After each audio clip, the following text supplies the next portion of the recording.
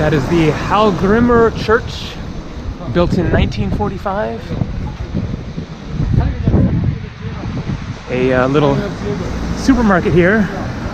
Definitely one of your best options for finding reasonably priced food. Also, hot dogs.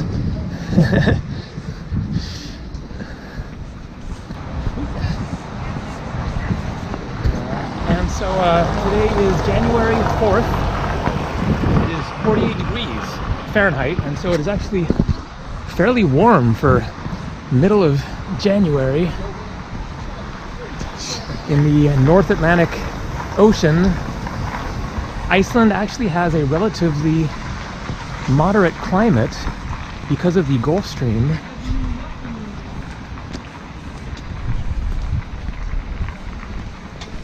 Which helps to warm things up in this part of the world.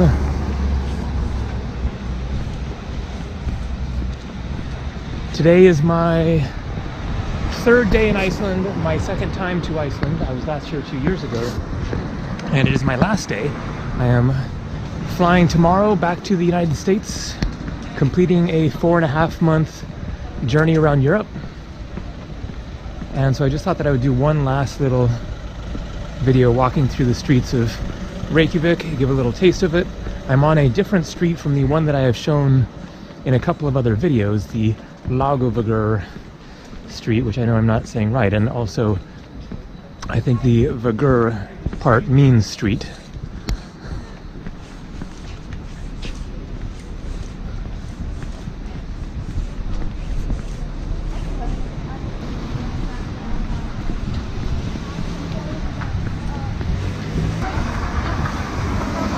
And so I will kind of spout a few random facts about Iceland.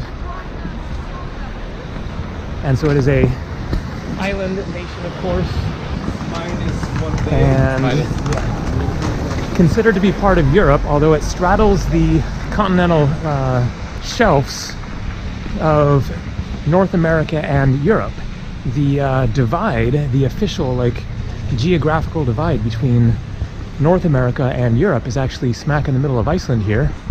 There's like a crevice there. You can go visit it on the Golden Circle tour, which is a popular day tour, which I did the last time that I was here. Yesterday I did the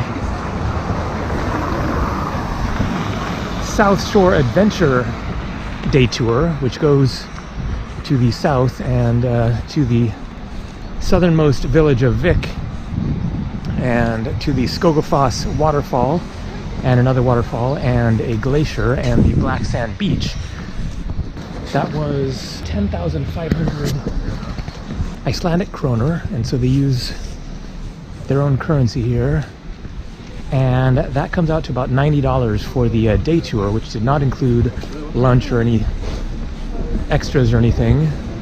The exchange rate for the Icelandic kroner versus the US dollar is 117 kroner to $1 US. And so you can kind of just put a decimal point when you see the prices in kroner, and that is a close approximation to the US dollar amount. And as I have already mentioned in other videos, Iceland is expensive.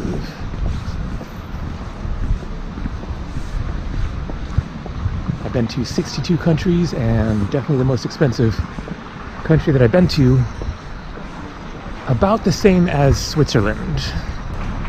And so you can see it's not super busy. Of course, winter is the low season, but it is still, you know, frequented by tourists.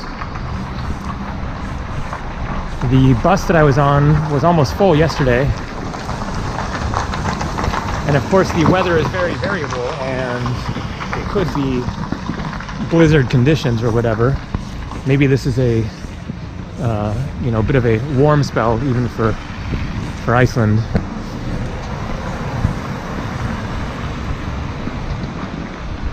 All right, so that is a good deal, but keep in mind that is a happy hour price, 11 to 4. So that's about $7 for a beer. But that is the cheapest you're gonna find for a beer in a bar. They will often be $10, $11, $12 just for a typical pint. Subway is definitely one of your cheapest options. It said 300. That's just for a cookie and a coffee. About $2.75.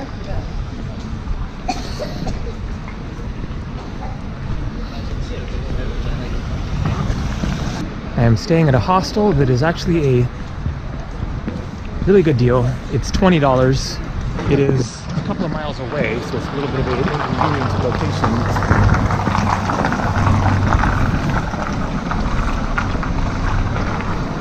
But I checked the prices for that exact same hostel in August, and it was not so reasonable. It was $75 for a dorm bed, you know, like a bunk bed in a hostel. $75 in August. 66 degrees north. That is referring to the latitude of Iceland at the 66th degree parallel.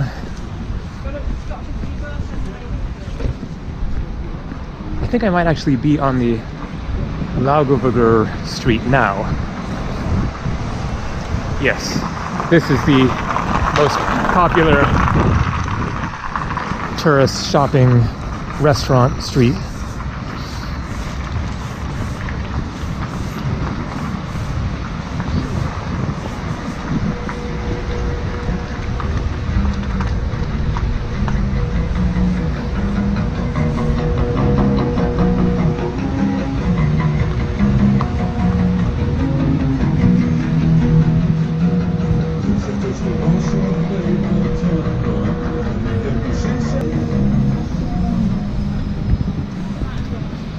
And so I will take a left here, and then this gets over to a little lake.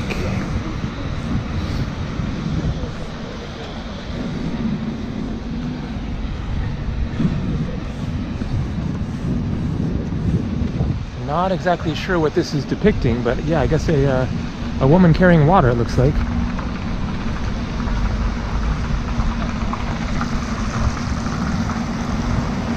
All right, I'm going to keep on walking so that I can keep this video going.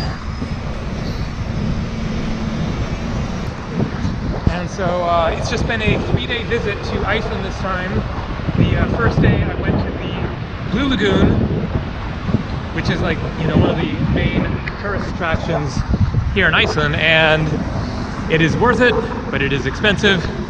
It was $100 and then $40 for the bus ride there and back, both ways. There are cheaper alternatives. Oh, let's get across the street here. Including a swimming pool. It is right near my hostel, and I've been planning to check it out, but haven't yet. I'm not actually sure how much it is, but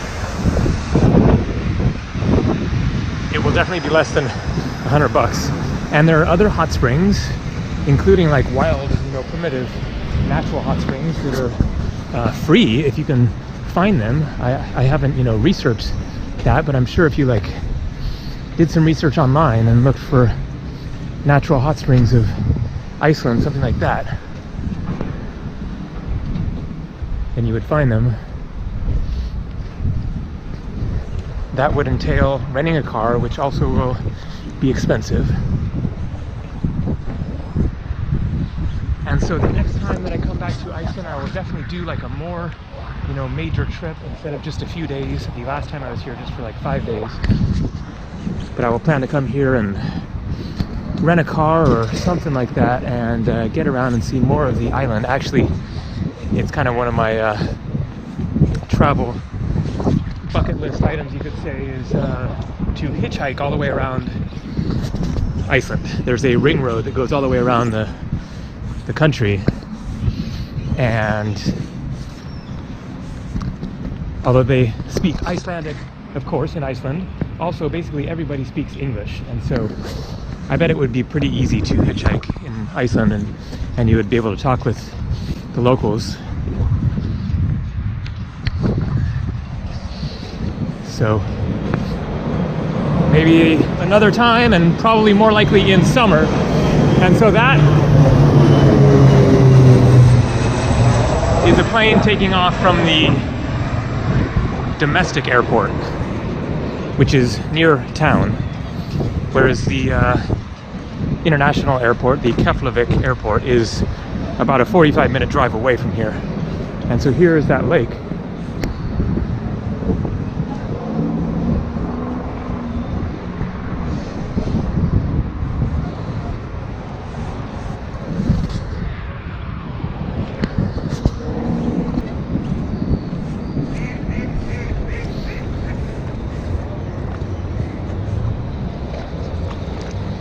Does not look like a nice swim, especially on a day like this, but any day. Looks really gross.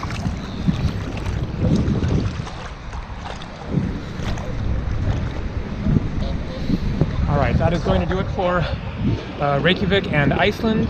Tomorrow, flying across the North Atlantic back to the US. So thanks for watching. Hope you enjoyed this amazing 4.5-month journey around Europe.